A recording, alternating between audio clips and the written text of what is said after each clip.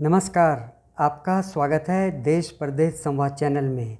आज हम बात करेंगे वाइट हाउस से जारी हुए उस बयान की जिसमें कहा गया है कि जिसे भी शक है दिल्ली जाकर देख लो भारतीय लोकतंत्र। भारतीय लोकतंत्र पर सवाल उठाने वालों को करारा जवाब देते हुए व्हाइट हाउस ने सोमवार 5 जून को जारी एक बयान में उक्त बात कही।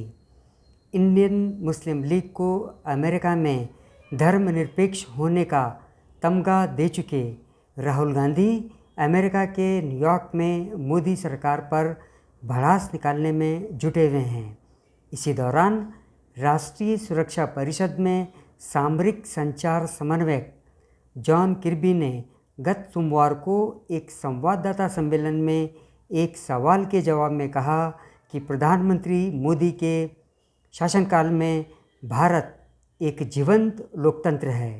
कोई भी जिसे इस बात का शक है वो नई दिल्ली जाकर इसे अपनी आँखों से देख सकता है और निश्चित रूप से मैं उम्मीद करता हूँ कि लोकतांत्रिक संस्थानों की ताकत और उनकी स्थिति चर्चा का हिस्सा होगी।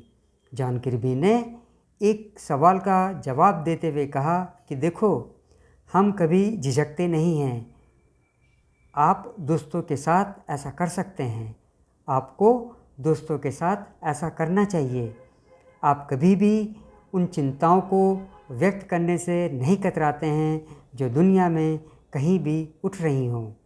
प्रधानमंत्री नरेंद्र मोदी जून के अंत में अमेरिका की अपनी पहली आधिकारिक राजकीय यात्रा पर होंगे।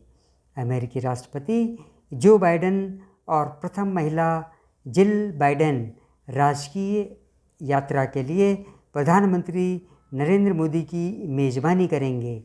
22 जून 2023 को प्रधानमंत्री नरेंद्र मोदी का राष्ट्रपति बाइडेन के संग राजकीय रात्रिभोज का एक कार्यक्रम भी है। राजकीय रात्रिभोज के निमंत्रण के पीछे के कारण के बारे में पूछे जाने पर किर्बी ने बड़े ही स्पष्ट अंदाज से जवाब दिया।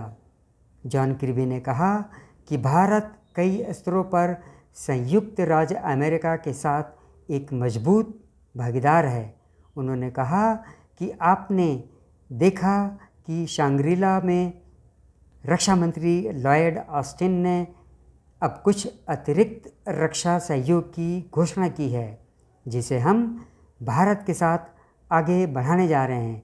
उनका कहना था कि बेशक हमारे दोनों देशों के बीच बहुत अधिक आर्थिक और क्षेत्रीय हित हैं।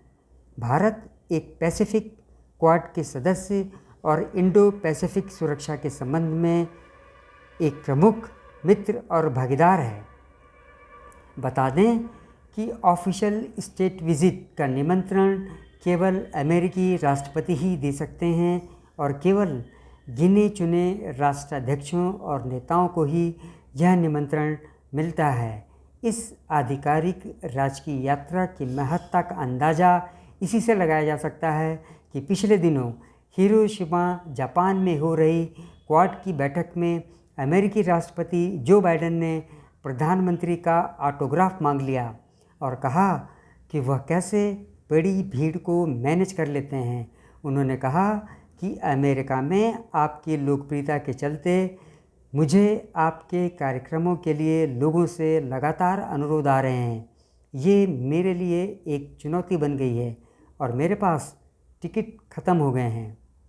और उधर दूसरी तरफ राहुल तंज कसने का कोई मौका हाथ से जाने नहीं देना चाहते।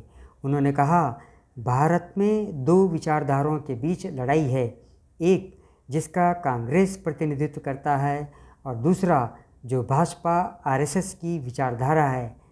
बताने का सबसे आसान तरीका यह है कि एक तरफ महात्मा गांधी हैं और दूसरी तरफ नाथूराम गोडसे हैं। उड़ीसा रेल हादसे पर उन्होंने भाजपा पर अंग्रेज़ों वाला तंज भी कसा।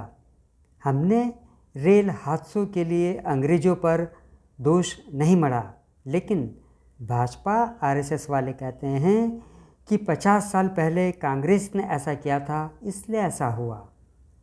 मालूम हो कि अमेरिकी विदेश विभाग के बयान में न तो कहीं राहुल का जिक्र था और न ही उनसे जुड़ा कोई सवाल पूछा गया था, लेकिन विश्लेषकों का मानना है कि भारत में लोकतंत्र की स्थिति पर चिंताओं को प्रत्यक्ष तौर पर खारिज करते हुए राहुल की टिप्पणियों का अप्रत्यक्ष जवाब दिया गया है।